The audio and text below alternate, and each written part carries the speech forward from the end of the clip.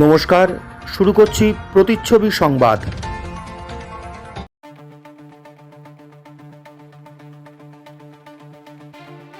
দুয়ারে সরকারের পাল্টা, এবার কি পাড়াই পঞ্চায়েত চালু করতে চলেছে বিজেপি শাসিত পঞ্চায়েতগুলি? তেমনই ইঙ্গিত দিলেন আজ রানাঘাট সাংগঠনিক জেলা বিজেপি সভাপতি তথা রানাঘাটের বিধায়ক পার্থসারথী চট্টোপাধ্যায়। এদিন ফুলিয়া রঙ্গমঞ্চে শান্তিপুর পঞ্চায়েত সমিতির সহসভাপতি চঞ্চল চক্রবর্তী এবং ফুলিয়া টাউনশিপ পঞ্চায়েতের প্রধান পরিমল রায়কে সঙ্গে নিয়ে এক সাংবাদিক বৈঠক করেন তিনি। পার্থবাবু বলেন, কোনো পাল্টা নয়, পঞ্চায়েত এলাকার মানুষ যাতে পঞ্চায়েতের সুবিধাগুলি আরও ভালো করে পান, তার জন্যই আমাদের এই উদ্যোগ। তিনি বলেন, ফুলিয়া টাউনশিপ পঞ্চায়েত থেকে আমাদের এই উদ্যোগের শুরু হবে নতুন বছরের প্রথম দিন থেকেই। পার্থবাবু বলেন, টাউনশিপ পঞ্চায়েত এলাকার মানুষদের কাছে আমাদের প্রতিশ্রুতি ছিল এই পঞ্চায়েতকে একটা আদর্শ পঞ্চায়েত হিসেবে গড়ে তোলার। ইতিমধ্যে আমরা তা শুরু করে দিয়েছি। প্রাথমিক পর্যায়ে টাউনশিপ পঞ্চায়েত এলাকার সমস্ত ইলেকট্রিক পোলে আলোর ব্যবস্থা করা হয়েছে।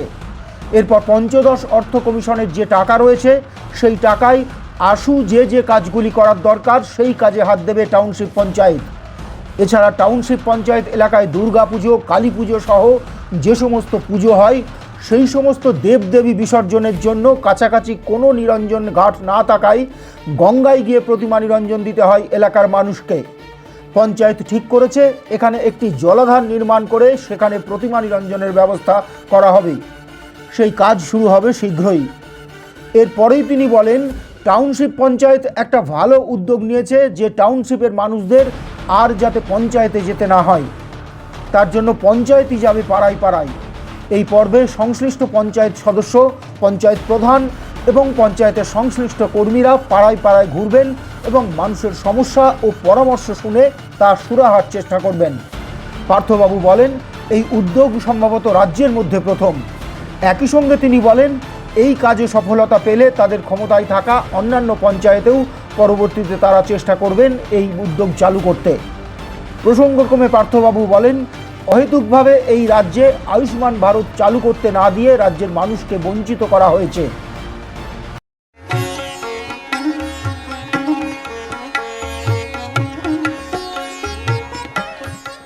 বাংলার তাঁতের শাড়ি মানেই জাতীয় পুরস্কারপ্রাপ্ত তাঁত শিল্পী Biren Kumar Basak.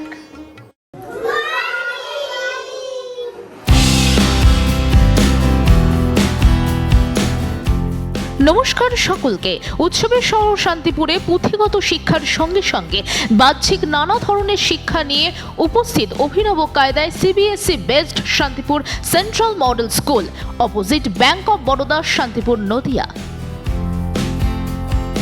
Admission is going on for 2024 to 2025 for playgroup to class 8. So collect your form and stay with us. Phulia township গ্রাম পঞ্চায়েত দীর্ঘদিন পর আমরা ক্ষমতায় এসেছি বা আমাদেরকে মানুষ সমর্থন করেছে, আমরা বোর্ড গঠন করেছি। ফুলিয়া টাউনশিপের মানুষের কাছে আমাদের যে প্রতিশ্রুতি ছিল সেটা হচ্ছে ফুলিয়া টাউনশিপ গ্রাম পঞ্চায়েতকে একটা আদর্শ গ্রাম পঞ্চায়েত হিসেবে আমরা গড়ে তুলব এবং সেই লক্ষ্যে কিন্তু ইতিমধ্যে, যদিও খুব অল্প সময়, ইতিমধ্যে সে কাজটা শুরু হয়েছে। প্রাথমিক পর্যায়ে যেটা আমাদের মনে হয়েছে বা ফুলিয়া টাউনশিপের যারা অধিবাসীবৃন্দ আছেন তাদেরও দীর্ঘদিনের দাবি ছিল যে বিভিন্ন জায়গাতে অন্ধকার হয়ে থাকবে, তাই ফুলিয়া টাউনশিপের প্রত্যেকটা ইলেকট্রিক পোলে সব লাইট লাগানো হয়েছে। তাতে আর নিশ্চিতভাবে মানুষও খুব খুশি। তো এটা দরকার ছিল। আমি এর আগে ঘুরেছি ফুলিয়া টাউনশিপের বিভিন্ন জায়গাতে, দেখেছি এরকম অনেক জায়গাতে অন্ধকার হয়ে আছে এবং অন্ধকার হওয়ার ফলে কিছু সমাজবিরোধী সেই সুযোগগুলো নেয়। বারবার থানাকে বলাও হয়েছে, থানা উদাসীন হয়ে থাকে। যাই হোক, সেটাতে যার জন্যে আমরা নিজেরাই উদ্যোগ নিয়ে, মানে ফুলিয়া টাউনশিপ গ্রাম পঞ্চায়েত উদ্যোগ নিয়ে লাইটটা করে দেওয়া হয়েছে। এরপরে আমাদের যে লক্ষ্য সেটা হচ্ছে 15 ফিনান্সের টাকা ঢুকেছে, সেই টাকাতে ফুলিয়া টাউনশিপের যে কাজগুলো বাকি আছে সেগুলোকে ইমিডিয়েট আমরা হাত দেবো। এবং এখানে আর একটা সমস্যা আছে, সেটা নিয়ে আমরা পরিকল্পনার মধ্যে রেখেছি যে এখানে বিভিন্ন সময় যে উৎসবগুলো হয়, বিশেষ করে দুর্গা পুজো, কালী পুজো, ঘিরে সেই প্রতিমা বিসর্জনটা দিতে হয় সেই গঙ্গা থেকে। আমরা এখানে পুলিয়া টাউনশিপের মধ্যে একটা মানে ওয়াটার ট্যাঙ্ক করে সেখানে মানে বিসর্জনের ব্যবস্থাটা আমরা করবো। এটা একটা পরিকল্পনা পুলিয়া টাউনশিপ গ্রাম পঞ্চায়েতের মধ্যে নিয়েছে এবং সেটা আমরা মানে যত তাড়াতাড়ি সম্ভব রূপায়ণ করবার চেষ্টা করব। টাউনশিপের ক্ষেত্রে যেটা করা হয়েছে সেটা পাড়ায় গিয়ে তাদের যে সমস্যা সেই সমস্যার শুনবো। অভিযোগ মানে পুলিয়া টাউনশিপকে আর গ্রাম পঞ্চায়েতে যাতে না আসতে হয়, গ্রাম পঞ্চায়েতই পাড়ায় পাড়ায় যাবে, গিয়ে তাদের অভিযোগগুলো শুনবে বা তাদের কী অবস্থায় আছে এবং ব্যবস্থা গ্রহণ করবে।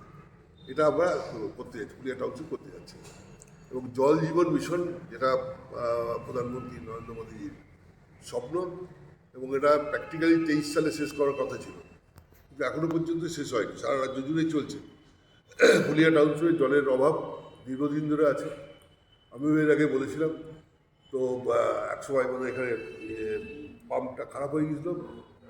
আমার উদ্যোগে পাম্পটা সারানো সম্ভব হয়েছে, কিন্তু জল জীবন মিশন যে প্রকল্পের মধ্যে দিয়ে প্রত্যেকের বাড়িতে নলবাহী যে জল, সেই জল পৌঁছে দেওয়ার কথা, সেই কাজটা শুরু হয়েছে, কিন্তু শুরু করার মুখেও প্রতিবন্ধকতা চলছে।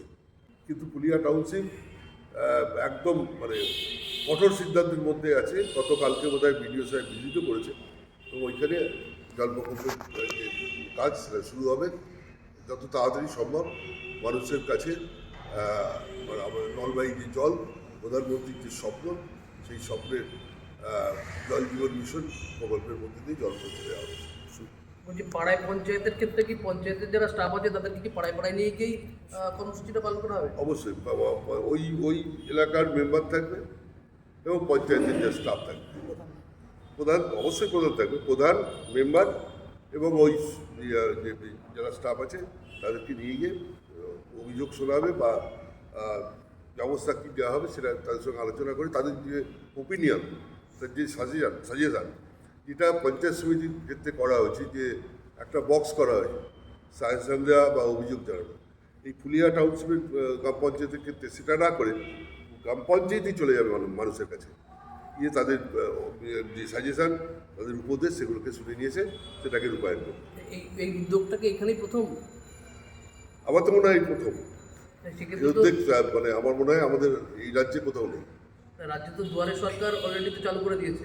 রাজ্যে জমির দুয়ারের সরকার চলছে অনেকদিন ধরে, কিন্তু জমির দুয়ারের সরকারের কোনো মানে সুযোগ সুবিধা পাচ্ছে না মানুষ। হয়তো একটা দুয়ারের সরকারে কিছু মানে অ্যাপ্লিকেশন করতে গেলে মিনিমাম 200 টাকা খরচা আছে যাতায়াত নিয়ে, যেভাবে দাঁড়িয়ে থাকে মানে টিফিন খরচায় হোক যাই হোক করতে গেলে 200 টাকা খরচা আছে। সেই 200 টাকা খরচা করে তার জেরক্স করা ইত্যাদি ইত্যাদি করে যখন জমা দিচ্ছে, তার কিন্তু সদুত্তর পাচ্ছে না। এবং এটা বাস্তব। এবারও যে দুয়ারে সরকারের বার্ধক্য ভাতা ইত্যাদি দেওয়া হবে না, বার্ধক্য ভাতাটা দেওয়া হবে না, পরিষ্কার বলছে। আননেসেসারি মানুষদের হয়রানি করছে, তো সব ক্ষেত্রেই করছে। স্বাস্থ্যসাথী কার্ড একই ব্যাপার, মানে খায় না মাথায় দেয়, কিচ্ছু জানা নেই কোনো, মানে অনেক তাতে আওতাই নেই। একটা ক্যান্সার পেশেন্ট, রেনাল ফেলিওর, মানে কিডনি পেশেন্ট, এগুলো আওতায় বাইরে, চোখের আওতায় বাইরে। শুধুমাত্র অপারেশনের ক্ষেত্রে ওই অর্থোপেডিক অপারেশনের ক্ষেত্রে শুধু অপারেশন একটুকুনি দেয়, বাকিটা দেয় না, অথচ নামেই 5 লাখ টাকা।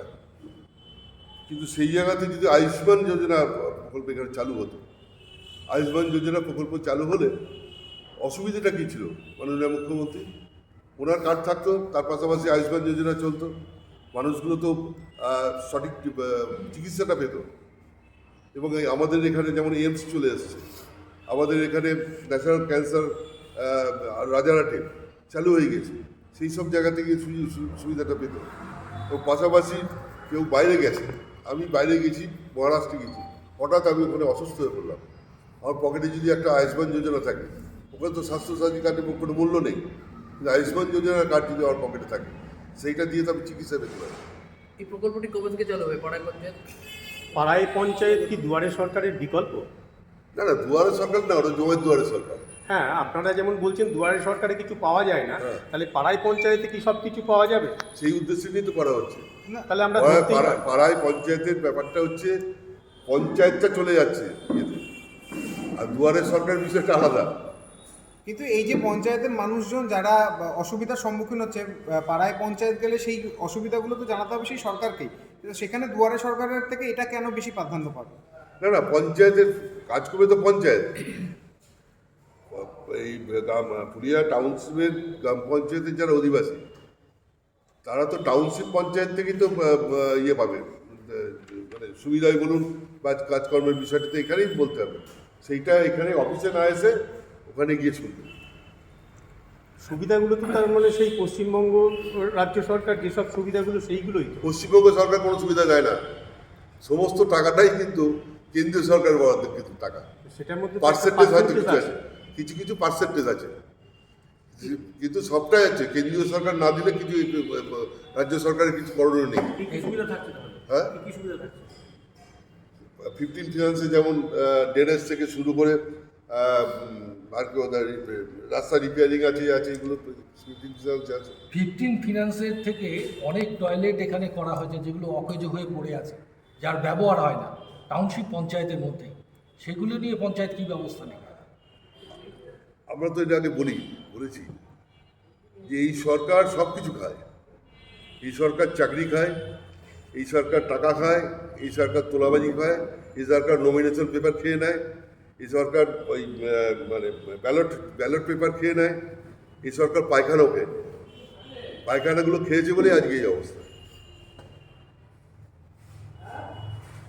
তবে একটা বিষয়, সাংসদ কোটায় গত 5 বছরে কি কাজ হয়েছে আপনার কাছে কোনো তালিকা আছে? সাংসদ ব্যাপারটা তো সাংসদ দেখছেন। আপনি সভাপতি হিসেবে আপনার কাছে কোনো আমার এখানে কাজ হয়েছে আমি বলতে পারি, প্রায় 19 লক্ষ টাকা একটা রাস্তা করেছে এমপি নবলাতে। আর যেটা জানি সেটা হচ্ছে সোলার লাইটগুলো বসিয়েছে প্রত্যেকটা বুথে বসানো হয়েছে। বসেছে সোলার লাইট 2000-এর উপর টোটাল এলাকায় ওনার যে ওনার কতগুলো পঞ্চায়েতে হবে এটা কাজটা জেলার মধ্যে রয়েছে, ওটা জেলা না, এটা শুধু টাউনশিপ পঞ্চায়েত। টাউনশিপ পঞ্চায়েত সিদ্ধান্ত নিই। পয়লা জানুয়ারি থেকেই সামনের বছর থেকে নতুন বছর পড়বে, নতুন বছর থেকে শুরু হবে। জেলায় যেগুলো বিজেপি পরিচালিত পঞ্চায়েত রয়েছে সেগুলোকে আস্তে আস্তে শুরু করবে। আমরা আস্তে আস্তে সবাই সঙ্গে বসবো। আমরা চাই যে মানুষগুলো আমাদেরকে মানে ইয়েতে পঞ্চায়েতি ব্যবস্থার মধ্যে এনেছে তারা যাতে মানে সঠিক পরিষেবাটা পায় সেই দৃষ্টিতে আমরা বসবো এবং গ্র্যাজুয়ালি সেগুলো করা। অপরদিকে নিজের পঞ্চায়েতে বসে ফুলিয়া টাউনশিপ পঞ্চায়েত প্রধান পরিমল রায় জানালেন, আমরা এই পঞ্চায়েতকে পাড়ায় নিয়ে যাচ্ছি এই কারণে যে সব মানুষ তো পঞ্চায়েতে আসতে পারেন না, অথচ তাদের সুবিধা অসুবিধা আছেই, সেগুলো শুনতেই আমরা তাদের কাছে যাব। তিনি জানান, কোন পাড়ায় কবে যাব আমরা তা আগেই জানিয়ে দিয়ে আসব, তারপর সূচি অনুযায়ী সেই পাড়ায় যাওয়া হবে। তিনিও দাবি করেন, সারা রাজ্যের মধ্যে সম্ভবত আমাদের পঞ্চায়েতই প্রথম এই সুবিধা চালু করছে। মূলত রাস্তা, জল, আলো, বার্ধক্য ভাতা ইত্যাদি বিষয়ের সমস্যাগুলির সমাধান করা হবে পাড়াই পঞ্চায়েত প্রকল্পে। আমাদের এই পঞ্চায়েত পাড়ায় নিয়ে যাচ্ছি এই কারণে যে সব মানুষ তো পঞ্চায়েতে আসতে পারে না, প্রত্যেকেরই কাজকর্ম আছে বা কোনো সুবিধা আছে। আমরা পাড়ায় আগে বলে আসবো আজকে অমুক দিন এই পাড়াতে আসবো, তখন তাদের জানা থাকবে, তারা হয়তো সবাই না আসতে বলে বেশ কিছু লোক আসবে ওখানে এবং তাদের বক্তব্য আমরা শুনতে পারবো এবং আমাদের পঞ্চায়েতে কী সুবিধা বা সরকার কী দিচ্ছে, কী অসুবিধা সবই আমরা তাদের বলবো এবং তাদের সুবিধা অসুবিধা সেগুলোও আমরা শুনব। এবং ওখানে অনেকের এরকম থাকতে পারে, আমাদের রাস্তাটা হচ্ছে না, আমাদের ড্রেনটা হচ্ছে না, আমরা এই বৃদ্ধ ভাতা পাচ্ছি না, আমরা এই জিনিস পাচ্ছি না, এগুলো শুনে আমরা তাদের কাছ থেকে তারপরে আমরা ব্যবস্থা নিতে পারি যে এইভাবে এই করলে পরে এই কাজগুলো হবে। এর জন্য আমরা পাড়ায় পঞ্চায়েত নিয়ে যাচ্ছি। এইখানে যারা আপনাদের এই পরিষেবাটা নেবেন স্পটে কোনো সুবিধা পাবেন? ধরুন দাঁড়িয়ে বললে আমার এই জায়গাটা বা এখানে নাম তোলার দরকার, আপনারা কি সরকারি স্পটে না, এই স্পটে তো সেই সুবিধা হয় না কখনো, সেটা আমরা ডাইরেক্ট দিতেও পারবো না। তাদের সমস্যাগুলো আমরা সব নোট করে নেব, যে কার কি সমস্যা, তার নামগুলো এগুলো নোট করে নিয়ে আমরা পরে ওইগুলোর ব্যবস্থা নেব, বা তার ব্যবস্থা করা যায় কি না সেটাও আমরা। আধিকারিকরাও সঙ্গে যাবেন আপনাদের? কিছু কিছু যাবে তো, তাদের না নিলে তো হবে না, আমরা তো সব কিছু জানি না সরকারি ব্যাপারে। এবার তারা জানে এবং তারা সেইগুলো তারা বুঝাবে এবং তারা বলবে, আমরা তো যা বলার বলবো এবং তারাও বলবে। এটা কি আপনাদের পঞ্চায়েত থেকে প্রথম হচ্ছে? এটা শুধু আমাদের পঞ্চায়েত না, এটা মনে হচ্ছে সারা পশ্চিমবাংলায় এই প্রথম হচ্ছে। পশ্চিমবাংলায় কোনো পঞ্চায়েত নেই যে পাড়ায় গিয়ে পঞ্চায়েতে এরকম ব্যবস্থা করছে। তাহলে এটাই যদি আপনারা সফলতা পান, শান্তিপুরে আর যে কটা পঞ্চায়েত, হয়তো অন্য সব পঞ্চায়েতেও সেই ব্যবস্থা হবে, তারাও সেই চেষ্টা করবে, তাতে মানুষের সুবিধা হবে, মানুষ উপকৃত হবে তাতে। আপনাদের পঞ্চায়েতে এরকম পেন্ডিং কাজ আছে? ধরুন পেন্ডিং কাজ এখনও নেই, এই কাজ আসছে এখনও এই কাজগুলো অডিট হচ্ছে, এটি হচ্ছে, হওয়ার পরে এইগুলো তখন কাজ হবে। পেন্ডিং এখনও আমরা কাজ করতে আরম্ভ করতে পারিনি এখন। আমরা মাত্র কদিন হয়েছে, আমরা সবাই আলোর ব্যবস্থা, আমরা যখন প্রথম এসেছি তখনই এই সব অন্ধকার ছিল, আলোর কোনো ব্যবস্থা ছিল না, অন্ধকার ছিল। মানুষ এসে আমাদের বলেছে সব অন্ধকার হয়ে আছে, তখন আমরা আলোটা অন্তত মানুষের কাছে পৌঁছিয়ে দিতে পারি যেভাবে হোক। আমরা চিন্তা ভাবনা করে এই পুজোর আগে এই আলোর ব্যবস্থা করে দিয়েছিলাম, সব জায়গায় আলো করে দিয়েছি। এখন হয়তো দু এক জায়গায় আবার একটু খারাপ হয়েছে, এগুলো আবার শুনে সেইগুলো আবার ঠিক করতে হবে আমাদের। এই যে আপনারা যাবেন মানুষের কাছে, মানুষের বাড়ি, কোন কোন পরিষেবাগুলো আপনাদের মাধ্যমে পাবেন মানুষ? একটু যদি দু একটা কিছু বলেন নামগুলো। মানুষের তো মানে আপনাদের পক্ষে কোনগুলো দেওয়া মানে সম্ভব সাধারণ মানুষকে? আলো, রাস্তা, তারপরে ধরুন যারা বৃদ্ধ ভাতা ফিল আপ করেছে পাচ্ছে না, আমরা চেষ্টা করব তাদের করিয়ে দেওয়ার জন্য, এইগুলো আমরা চেষ্টা করব। অনেকে দীর্ঘদিন ধরে করে আসছে বৃদ্ধ ভাতারই, হচ্ছে না, আমরা চেষ্টা করব যে এইগুলো হয়, এগুলোর জন্য। তারপরে যে একটা নতুন একটা প্রকল্প বেরিয়েছে বিশ্বকর্মা, এগুলো এটাও আমরা চেষ্টা করছি, যে এই রাজ্য সরকার হয়তো সেটা মেনে নিচ্ছে না, আমরা যেভাবে হোক যদি কিছু লোককেও দিতে পারি তবু তো কিছু মানুষ উপকৃত হবে। পঞ্চায়েত থেকে যে যে পরিষেবাগুলো মানুষের পাওয়ার, সেগুলো সবই আমরা মানে চেষ্টা ত্রুটি রাখবো না, আমরা মেটানোর চেষ্টা করব। আপনার নাম? আমার নাম পরিমল রায়, আমি পঞ্চায়েতের প্রধান। আকর্ষণীয় অফার নিয়ে নামি দামি কোম্পানির টাইলস ও স্যানিটারি ওয়্যারের বিপুল সম্ভারে আপনার বাড়ির একেবারে কাছে এসে উঠেছে মিট্টিটেক হোম ডেকার। মিলেনিয়াম সহ বিভিন্ন নামি দামি কোম্পানির টাইলস ও স্যানিটারি ওয়্যার হোলসেল ও রিটেল বিক্রয় হয় আমাদের এখানে। থাকছে 10 কিলোমিটার পর্যন্ত ডেলিভারি সম্পূর্ণ ফ্রিতে। আমাদের ঠিকানা 2 নম্বর নতুন ফুলিয়া চটকাতলা পেট্রোল পাম্পের ঠিক পাশেই। মোবাইল 7063204708। আপনার পারিবারিক শপিং এর সেরা ঠিকানা লোকনাথ শাড়ি সেন্টার। কি চাই এখানে? পুরুষ, মহিলা ও শিশুদের অফুরন্ত পোশাকের স্টক এখানে পাবেন ন্যায্য ও সুলভ মূল্যে। আমাদের নিত্য নতুন কালেকশন ও পোশাকের গুণমান বাকিদের থেকে তফাৎ করে দেয়। আমাদের ঠিকানা 35 রামপদ সরণি, নিউ সূত্রাগড় স্পোর্টিং ক্লাবের বিপরীত, সূত্রাগড়, শান্তিপুর, নদিয়া। ফোন 9851313734 অথবা 8906142021। Email gopalrai95@gmail.com। Srikrishna health care nursing home চক্ষু বিভাগে এখন প্রতি মঙ্গলবার দুপুর 1:30 থেকে বসছেন শান্তিপুর হাসপাতালের বিশিষ্ট I surgeon doctor PK Das. এছাড়াও প্রতি সপ্তাহের বুধ, বৃহস্পতি ও রবিবার মাত্র 50 টাকায় বিশিষ্ট অপটোমেট্রিস্ট দ্বারা চক্ষু পরীক্ষা করা হয়। সুলভ মূল্যে অত্যাধুনিক লেন্সের দ্বারা ছানি অপারেশনের ব্যবস্থাও রয়েছে আমাদের এখানে। আমাদের ঠিকানা গোডাউন পাড়া, শান্তিপুর স্টেশনের সন্নিকটে, শান্তিপুর, নদিয়া। কল অথবা হোয়াটসঅ্যাপ 6294407313। সুভাষ শাঁখারির সঙ্গে প্রতিচ্ছবি সংবাদ বিভাগের প্রতিবেদন।